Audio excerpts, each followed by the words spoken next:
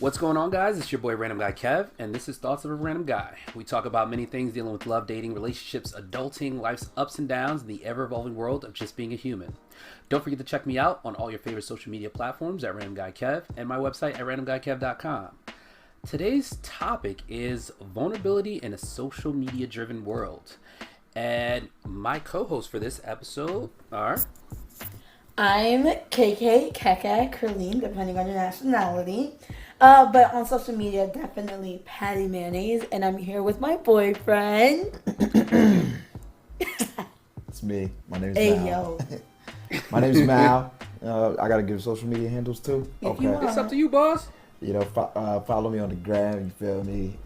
Mal _2 DA. That's Mal to the. Okay, for those that don't know. Again, that's Mal _2 DA. Your voice is so deep right now.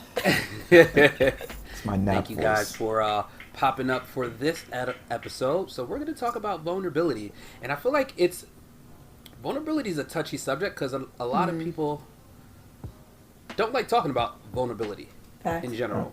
You have to be Like vulnerable to talk about vulnerability. Correct. Right. And I feel like not a lot of people know how to be vulnerable or don't know what that means.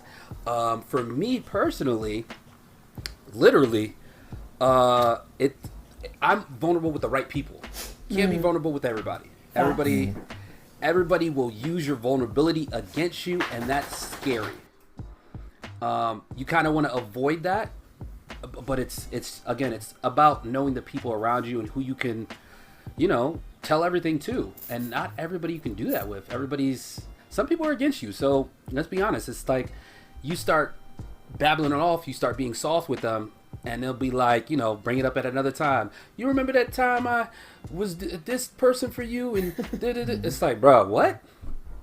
Right. Like, why are you bringing that up? That's between us. That was our moment. That was our vulnerable moment. So when are you saying it's okay to be vulnerable then? I When think is it like... around the right people? Personally, it's around the right people and the people that you can trust. Literally, I called your brother probably like 2 days ago, 6 a.m. driving home, Yeah. and was like just crying.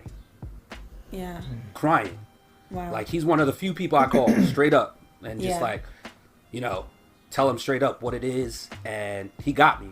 I know he's one of the few people that got me, and I always appreciate him for that. And like, there's other people that's like that I can do that with. Not everybody, because I've been in a situation where I've done that with somebody I was dating at the time, like years ago, where I was vulnerable with them.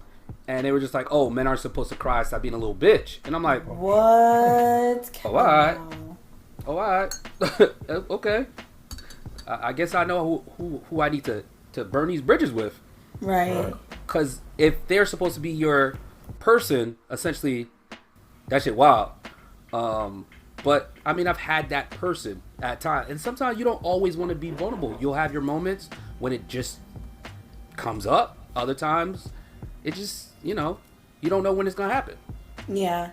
I like that you said you have to know who to be vulnerable around, because like, yes and no, right? So absolutely you want to be vulnerable in a safe space, a space where you feel like it won't be thrown back in your face or used against you and things of that nature. But I know for me, especially growing up in like a Haitian church, people used to give testimonies out the wazoo, and it would be like information like, oh, you didn't have to tell me that, sis. Yeah. Mm-hmm. Like I think Haitians and maybe other cultures too have this thing of oversharing. Right. Yep. And so it's interesting to see how, and I remember seeing like the look on Madaka's face, like, why is she still talking? But like, also in this day and age, I feel like everyone is being extra vulnerable on social media, telling everyone their business. Like, I don't know if that's a celebrity thing. That's the thing right there. You said social media. Why are you doing Which this means on the social media? world. Yeah. That's Why are you the doing this on world. social media? But I think sometimes people think like that's freeing to get something off your shoulders. My pastor says all the with time. strangers? But exposure brings disclosure. Sometimes people rather out themselves than give someone the power to out them. That's like I think in my opinion, that's like a power move. Like I'm okay sharing this because if you hear it from someone else, you can say you heard it out my mouth. Because sometimes people will use things that you've told them in confidence, sometimes things you were vulnerable about, and use it, like you said, to throw it back in your face, to use it against you. So when sometimes things that we want to be vulnerable, absolutely something should be kept a secret. But also some things, it frees you and it gives you a sense of power to know that you were the one that shared, not that anyone could share it on your behalf. Your testimony definitely has power. I believe that for sure. I agree, but again, it's like we're living in a society where you already get judged as a male, as a black male at that, for being vulnerable, being soft, sharing these feelings. It's like, okay, everybody wants you to share your feelings, but when you do share those feelings, it's like, oh, this motherfucking bitch, this bitch right here. So, I feel like that actually happened recently on social media. Who was it? I don't think it was Tyrese, even though he does cry a lot. It was someone else. Young Jock. Young Jock was on social media, he did the and he was crying thing. crying. Yes, and some people well received it. Some people didn't, of course. But I'm the type of person, I'm definitely empathetic, and like if I see a grown man crying, I'm gonna cry. I don't know if you're crying about your shoelaces not being tied, you missed the ice cream truck, but I just feel a sense of like sympathy for that person, and so it's like that setup though, like it's like, okay, I get it. You want to share yourself before someone else shares your stuff, but at the same time, like, keep that shit to yourself. Facts. Keep that shit to the people that matter. These people on the internet don't matter. Yeah. I understand. I don't Who cares believe about in them? being vulnerable on social media. I don't believe in it. I feel like some people do it just to re-clout their clout or whatever. Re-clout I their mean, clout. I mean, just Ooh. I don't know, revamp their clout. There you go, Yeah, revamp their it's clout. something to get people talking. Yeah, Young Jock probably did it because his music not getting any more streams. Maybe Hey, I don't yo. know, but you know, some people just do it just because, like, they want to feel like that. Yeah, I mean that's another thing about being vulnerable. Some people do it because they want to feel like they matter and stuff like that. Maybe they're not getting attention at home or from a significant other, so they go to social media. But for me, I feel as though like it's just a stunt. Most of the time, I feel like it's a stunt. Yeah, for you to set up the camera and start crying and share. I get it. Do what you feel comfortable with, but don't allow social media to tell you the right or way to do it, right or wrong way to do it. Because again, it's like not everybody cares. This is entertainment for me. It's entertainment. Like, oh wow, you heard young Jock, he was crying the other day. We don't know about what, but he was crying. It's like, He was bro, crying, go seek therapy. Facts. And most of these people don't seek therapy. But Some I of these think people don't see- also sometimes, okay, granted, celebrities sometimes is a tricky subject because like the rest of your life is already on Front Street, especially if you're doing reality TV, and it's like, okay, well if you're already sharing, then share, right? But also I do agree that some people who have no business crying on camera and posting it are doing it for clout reasons, and sometimes them doing that makes everyone else look fraudulent. Right. I think, but again, I still stand on the fact that sometimes sharing your feelings on a public platform can be very freeing for you, and sometimes it has nothing to do with the viewer, but more so you getting off your chest. But there is a time and place for things. Like me, I have no business recording myself crying and posting it Because- when I already have a group of friends, a group of supporters that I could have easily called you, talked to you, and all that stuff. Me going to social media, post that, people are gonna be like, all right, is this a joke? I'm just looking at people crying, and then they let me grab my phone and go on live so people can see me cry. Like, what's your thought process behind that? I'm crying already. Oh, I want people to see me crying. Like, this is gonna be great. I'm gonna get like, come on, fam, come on. Listen, I cry. Listen. Like, I have my moments. I feel like I tell enough people this. Like, I have my moments around my birthday, around my sister's birthday, around my dad's birthday, around their deaths, where I'm gonna sit there and cry. Right. I'm just gonna. It just happens. Like, I just start crying, and I'm not gonna sit there and cry. Let me get on video camera and share why I'm crying. For what? Fuck these people. I don't know these people. Fuck these people. They got nothing to do with my life. They're here for entertainment purposes. Facts. The only people I'm probably who I'm gonna cry around are people that I fuck with and that I trust. And it's like, I just want to make sure I'm not sounding crazy when I am crying, it's like, yo, I'm sorry, I just need somebody here. That's it. That's why I'm crying. Like, I wish they were here, but they're not. But you're here, so let me cry to you, and keep it pushing. And again, for social media, I feel like social media dictates how we're supposed to feel, how we're supposed to be vulnerable, how we're supposed to be emotional. And it's like people allow that to hover over them like, oh no, my man is supposed to do this, or my girl's supposed to do. Nah, fuck that shit. Fuck social media. Take a step back and actually like talk to your person and ask them like, yo, like, have you ever felt vulnerable? Have you ever been in a space where you just let everything out? Some of us haven't, and some of us are too scared because of the stigma of social media. Right. People that will judge you again, like I said, I've been judged because I've been vulnerable with a person that I thought I could be vulnerable with, and it bit me in the ass. So it's like, again, it's like, ask yourself the question, who can you be vulnerable with? Facts. Before being vulnerable? Because social media don't care. That should go straight to the shade room. Yeah. Facts. And then you're the next meme of the year. Yeah. And, oh my God. People are quick to meme you. Yo, they're still memeing Tyrese. Like, come on. Yeah. Word. I'm surprised Jock ain't get a meme yet. So. Oh, it's soon. It's gonna happen. It's gonna happen. And you know, with the whole vulnerability, does emotional availability jump into that? Facts. Like, what are your thoughts on that? Does you being vulnerable show your emotional availability to whoever you're dealing with, or just to the people around you? That's a really good question. Yes and no, because so I had a friend whose girlfriend wanted him, or at least she framed it that she wanted him to be more emotionally available. So of course he's like, okay, well, what do you mean? And she basically, when it came down to it, she was like, well, I've never seen you cry. And he was like, and if that is your only like foot to stand on for your reasoning on why you think I'm not emotionally available, then we have nothing else to talk about. Because I think sometimes, especially for women, they want to know like, oh yeah, my man could cry on my shoulder, he can tell me anything and blah blah blah. But sometimes emotionally available and vulnerability do not have to be synonymous.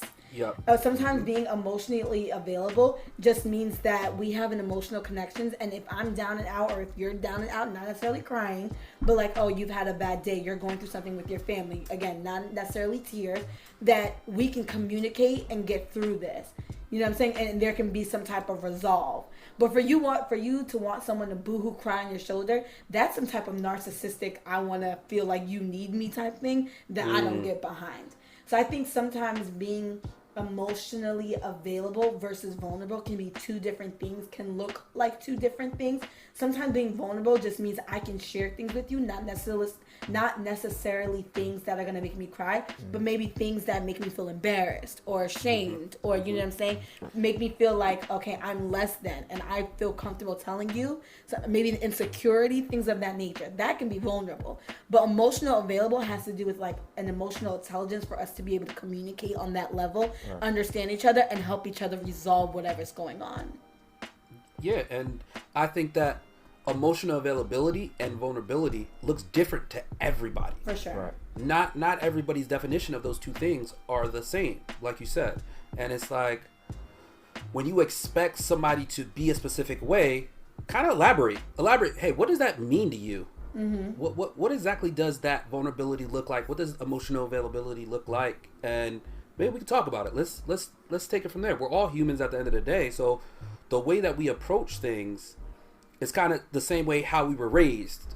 Like, was I ever vulnerable when I was younger? Was I ever emotionally available when I was younger to like my family members, to people around me? Have I ever experienced that behavior? And some of us haven't. Right. Or we were judged because we tried to, and it was like, yeah, nah. I know growing up in a Haitian household, I think it's a lot harder. You said what happened? I mean, growing up in a Haitian household, like, granted, I feel like a lot of Haitians now are a lot more reformed, and like kids these days are almost like, you better say you love me or I'm gonna hurt you type thing. Right. Yeah. But like, before growing up, like my dad and my mom definitely, like, I can maybe count. I don't want to say count my fingers. They definitely showed us, right? Because that's the way we show you we love you, we provide for you, and all that stuff. But now they're definitely way more vocal and way more vulnerable about how they feel. My dad tells us he loves us all the time. My dad is super active in our group chats and things of that nature. I actually recently had a conversation with my mom. We had a situation that happened and I took her out to lunch and she shared with me things that happened in her past and things that were triggering for her. And when I tell you I was almost at the table crying, not because like I felt bad for her, but because I was like, dang, like if this was a couple of years ago, I know for sure we wouldn't even be having this conversation. It would be something like, well, a child needs to stay in a child's place, or like mind your business type of vibe it would have been giving. And for her to share as much as she did with me, I was like, dang, we've really grown as a family, as a people, or as a family that shares with each other, that can be not only vulnerable and emotionally available for each other, but can support each other through it. Like she told me how she was feeling. I was able to tell her like, okay, I understand, but this is where you went wrong. Maybe you overreacted here. This is what we did to, trigger you, and we apologize for that. Like that was a really deep conversation that like I know a lot of people don't get to have with their parents. You see, and that's the thing. It's like people deal with traumas that they don't address. And they just, project it onto their kids, families, relationships. And they think it's okay until they learn about it. Yeah. They learn more about their traumas. Like, damn, I did that? Damn, that's bad. I'm sorry. Like, I apologize for doing that. Let me see if I can change that behavior. And I feel like everybody in some way or form needs some type of therapy, especially Haitians. Yeah. Let's be honest. Especially Haitians. Especially Haitians. Let's be honest. You know what? Haitians seek therapy from their Haitian pastors. That grew up in the same culture, the same strict father, same strict mom. That they never had that love and affection growing up. So I always say this to my mom and my aunt. We've been exposed to a different culture than you guys, so you guys don't understand some of the things that we do, or some of the things that we need from you. You guys don't understand that because you guys were raised in Haiti, where y'all had to fend for yourselves because y'all figured out. Yeah, y'all had to figure it out. Your parents weren't giving you the roadmap, out there. So they just sent you out the door, pat you on the butt. Yo, good luck, kid. Now us, it's figure it out.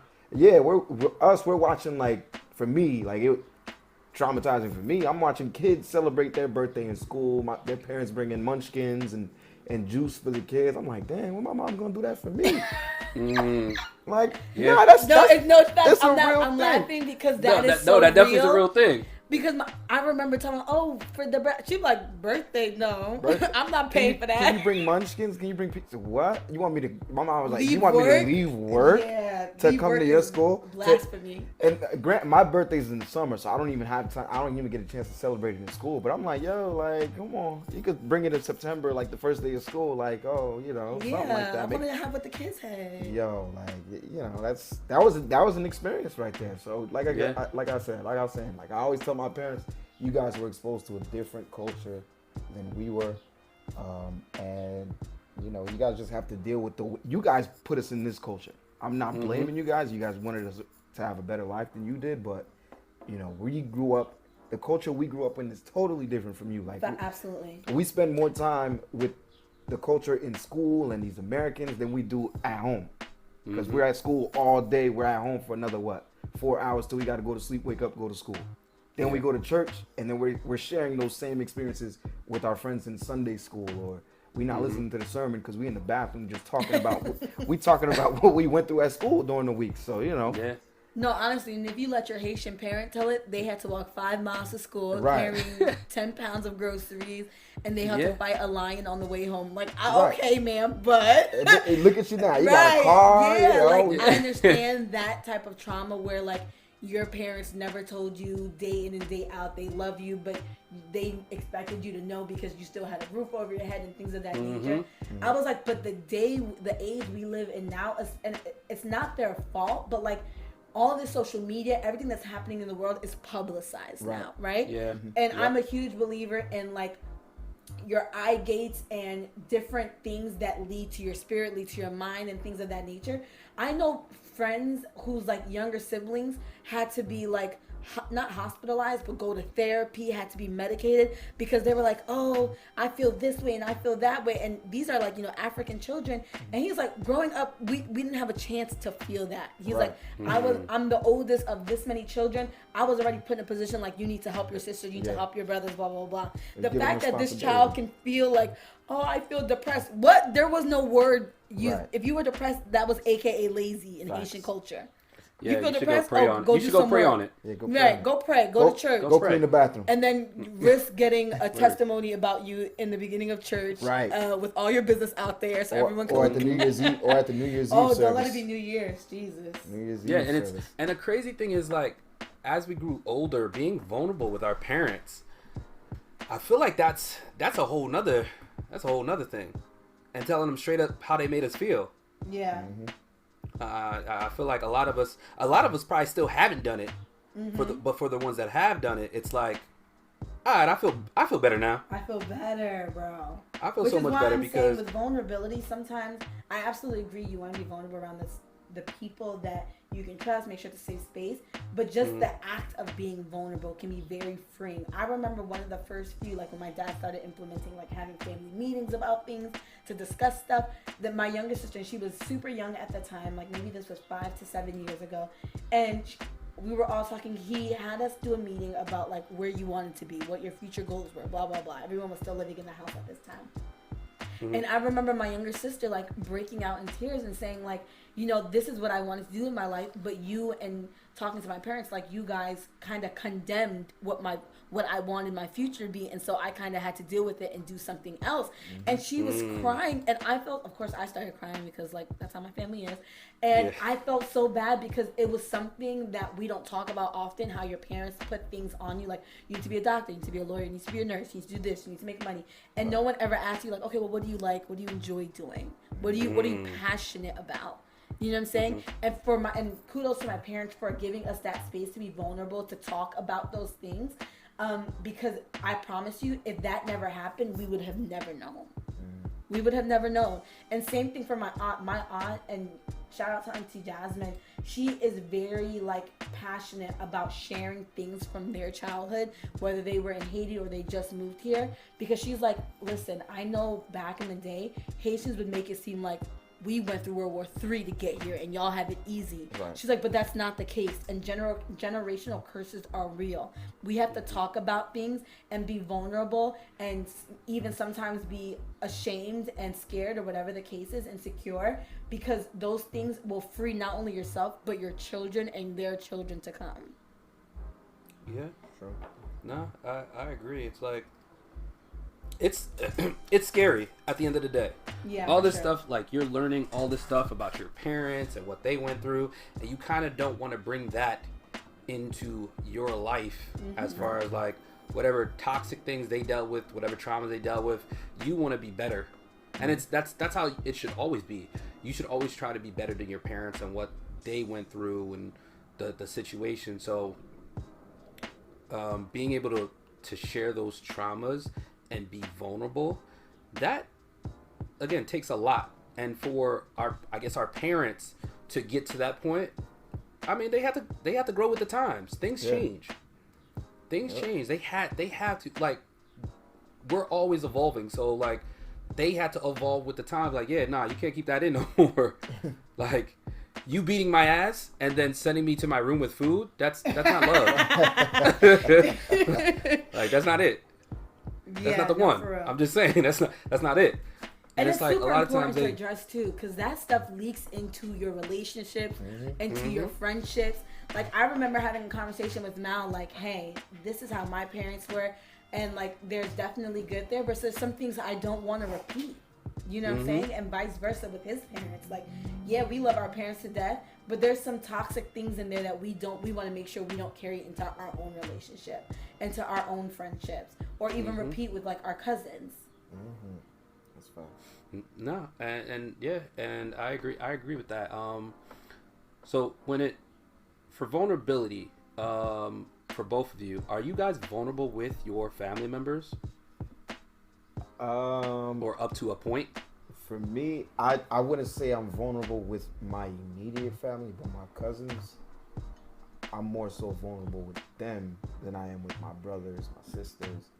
It's only because of the way we grew up. You know, it's only because of the way my parents, raised us.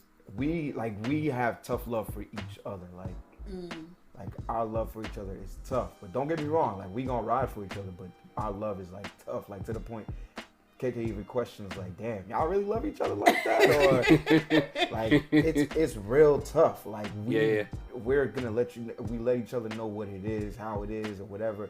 To the point like sometimes it's like we even move funny with each other, but it's all out of like, fam, I wasn't really trying to kick it with you today. That's all, bro. Like the other day I had a basketball game yesterday. My brother called, why you ain't call me? Fam, I was already embarrassing my family. I didn't want you to come through and embarrass us. I used to play ball, but I tried to get back in there, and after like the first 15 seconds, I'm like, yo, send a sub in right now. So I know watching you play, you're gonna put a shame on the Gene family name. So, but I'm more vulnerable with my cousins, with talking about relationships, talking about friendships, talking about work experience, anything like that. I'm more vulnerable with my cousins than I am with my immediate family. With me, it's a little bit different because Mal comes from a big family, but I feel like I come from an even bigger family sometimes. And my first cousins, and Mal has experienced this, are literally like my extended siblings because we all grew up together. Granted, we didn't like spend every day with each other, but like the stuff that counts, right? When you spend a whole summer with your cousin, it feels like you grew up with like them your whole life. And so we have a huge group chat. It's like 30 plus of us, and we like are very blunt people. We are very like say it to my face people, and we deal with it. And so I think we all can be vulnerable with each other. Granted, people are clearly going to be closer to some people than others, but overall, I think even when we have spats, even when we have falling out, we always find a way to come back to each other. Like we always find a way to keep people involved, to keep people abreast on what's going on. Like if there's anything that was a secret, it won't be a secret much longer. So like yeah, we're very like in the know. At least we definitely put the effort to always be in the know with what's going on with each other, whether big or small. Okay. What about you? For me, I mean, just like Mal said, like it's more so tough love over anything with family members, and then with specific people, I am vulnerable with. It's not everybody because Kevin's supposed to be the tough guy, but I mean, that wall's kind of coming down when I can find the right people to actually be vulnerable with, and that's kind of it. I mean, for me personally, for you guys, as we close out. What advice would you give for people trying to understand what their vulnerability is and how to go about moving forward and sharing with the right people or not sharing with the wrong people, essentially? I think one for sure is definitely have a safe space, whether that's friends, whether that's family, whether that's a therapist. Like, make sure you have a safe space to be vulnerable. Because I think what we didn't touch upon is when you don't have the opportunity to be vulnerable, that's things that get bottled up and you basically have to deal with by yourself, and it's super unhealthy. I think that even if it's only one person, make sure you have someone that's that outlet for you, that you can completely be like guard down, mask off, this is what it is. For me, I agree. Find somebody you can be vulnerable with. You can be 100, take mask off and all that stuff. Also, you gotta be vulnerable with yourself, because sometimes I question my emotions and that's good. I ask myself, like, do I really want to do this, or how I'm feeling, like, because me, I don't let nobody see like when I'm upset, when I'm sad, when I'm hurting, if I'm in pain, like physical pain, emotional pain, none of that, and then when I'm over it, I bring it up, I'll bring it up to somebody. But for me, I make sure I'm good within myself before I ask anybody for any advice or any help, or just to go, before I go to anybody, I always ask myself, are you good? Like, is everything okay? I make sure you know, Yeah, I'm yeah, good yeah. with myself first. You know? No, that's perfect. That's perfect. Thank you guys for jumping on this episode with me. Where can they find you guys at again? Find me at Patty Mayonnaise. Don't ask for TikTok. I'm not doing it. That's funny. Mal underscore the number 2 DA. Mal to the okay. Let's go. But that's it for this episode. You guys can find me on all social media platforms at Random Guy Kev and my website at randomguykev.com. Don't forget to check in, and I'll catch you guys on the next one.